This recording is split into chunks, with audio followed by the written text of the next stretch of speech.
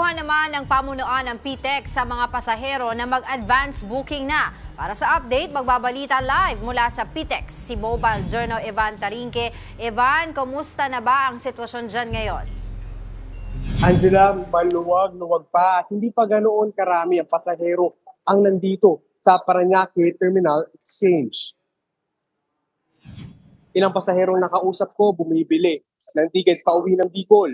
Sa ngayon, wala pa naman naging aberya sa pagkuha ng ticket. Kahit walk-in, nakakakuha pa rin.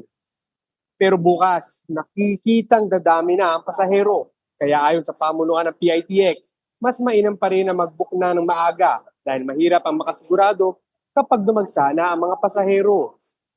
Kaninang umaga, nag-ikot na si DOTR Secretary Vince Dizon sa loob ng terminal upang tignan ang kalagayan ng mga pasahero at siguruhin ang roadworthiness ng mga bus.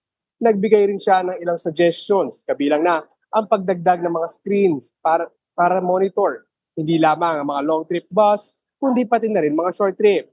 Handa naman ang PITX sakaling kailanganin ng dagdag ng mga bus kapag tumaas na ang bilang ng mga pasahero. Angela, sa mga papunta pa lamang, paalala na mahigpit na pinagbabawal dito sa PITX sa mga baril at anumang matutulis at mga maaaring makalikha ng sunog. Nasa 200 na rin kasi ang nasabat na ipinagbabawal dito sa PITX mula pa April 9. Angela?